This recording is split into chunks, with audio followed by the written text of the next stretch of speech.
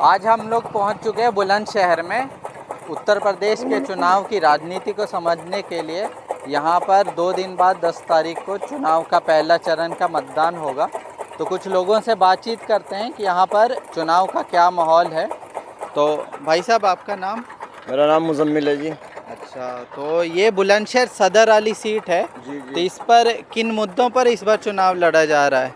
इस पे जो भाईचारे पे चुनाव लड़ा जा रहा और विकास पे चुनाव लड़ा जा रहा और किसी भी तरह के दंगा फसाद ना हो उस पर चुनाव लड़ा जा रहा। तो विकास के मामले में कौन कौन सी चीज़ों को आप सोच रहे हैं जिसको अहमियत देते हैं? विकास तो सड़कें सही हों। 6 महीने हो गए हमारी ये तुम्हारे बगल में पास में पुलिया अभी तक ये सही नहीं हुई है। योगी जी का तो ऐसा विकास है और योगी जी का यहाँ कोई विकास नहीं है। बस उनकी हिंदू मुस्लिम वाली राजनीति है। आपस में भाईचारा ख़त्म करा उन्होंने पिछले 5 साल में और उनका इसके अलावा कोई काम नहीं है। तो यहाँ पर पश्चिमी यूपी में देखने को मिला है कि सपा और आरएलडी की लहर का माहौल बन रहा है। तो क्या यहाँ पर बुलंदशहर में भी उसका असर है? 101% नहीं, 1000% आरएलडी और सपा की सरकार आ रही है यहाँ पर और यहाँ खाता भी नहीं खुलेगा बीजेपी का इस बार।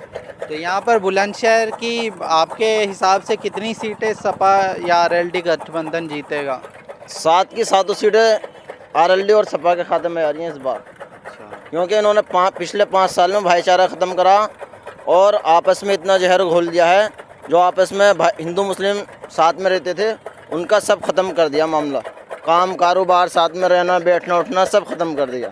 अभी जैसे मैं ये देख रहा हूँ, ये पूरा इलाका डेयरी फार्मिंग को लेकर भैंसें वगैरह पाल रखी है। तो इस कारोबार में अभी आपको दुश्वारी वगैरह है या कौन सी चीज़ें आप चाहते हैं कि इसमें और आपको मदद मिले ताकि और कारोबार आपका बढ़ सके? इसमें तो बहुत दिक्कतें और बहुत परेशानी है इस बार जो फसल किसानों के ख़त्म हो गई। बारिश ने बहुत परेशान किया किसान भाइयों को, तो उसकी वजह से तेज़ी बहुत आ गई है। 600 रुपये मन भूस बिक रहा जो 200 रुपये मन बिकता था। 1000 रुपये कुंटल प्याज बिक रहा जो 400 रुपये कुंटल बिकता था। तो इसमें जो हर आदमी परेशान है, हर छोटे से लेके बड़ा तक हर आदमी परेशान है इसमें। चाचा, आपका नाम? भोलू। अच्छा, भोलू। तो मैं असल में ये जानना चाह रहा था कि इस बार जो यहाँ का बुलंदशहर का सदर सीट का माहौल है चुनावी, उसके बारे में आपका क्या ख्याल है? इसके बारे में ये ख्याल है कि हाजी इन्हों जीते हैं, यहाँ से तो इनका ही जोड़ ज़्यादा। अच्छा, तो मतलब मान लीजिए कि अभी 2 दिन बाद इलेक्शन हो जाएगा, उसके बाद तो अगर यहाँ के ये प्रत्याशी जीत भी जाते हैं तो आप इनसे क्या उम्मीदें रखते हैं? हमें इनसे बहुत कुछ उम्मीदें हैं पहले से ही, और इन्होंने पहले सरकारों में भी काम करा है। तो ये जो आपका कारोबार है डेयरी फार्मिंग का, दूध का और ये सब चीज़ों का, तो इसको लेकर मतलब आने वाली जो भी सरकार होगी उससे क्या उम्मीदें रख रहे हैं आप? इससे ये उम्मीद रख रहे हैं आने वाले उसमें हमारे जो लोन हो करेंगे पास हो करेगा। अब हमें सरकार की तरफ से कोई मदद नहीं मिलती इस कारोबार में, इसलिए काम जो पीछे होगा इस सरकार में।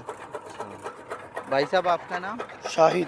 अच्छा, तो आप भी ये डेयरी फार्मिंग वाले काम में? तो अच्छा, एक मेरे जहन में सवाल है, शायद वो आप लोग भी समझते होंगे।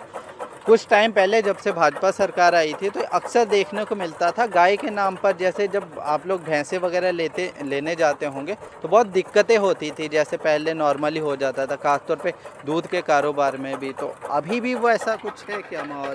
देखिए, इस सरकार में जो भी कुछ हुआ है सारा भाईचारा ख़त्म हुआ है। कभी गाय के नाम पर, कभी हिंदू मुस्लिम के नाम पर, सारे का सारा इनका यही एजेंडा तो रहता है। इसी चीज़ पर इलेक्शन लड़ते हैं और कोई दूसरा एजेंडा थोड़ी है इन पर हिंदू मुस्लिम के अलावा। अच्छा, एक चीज़ और थी, मैं जानना चाहूँगा भाई आपसे भी कि यहाँ पर स्कूल वगैरह को लेकर क्या है? मतलब बच्चे वगैरह, जैसे ये बच्चे हैं तो इनके पढ़ने वगैरह को लेकर?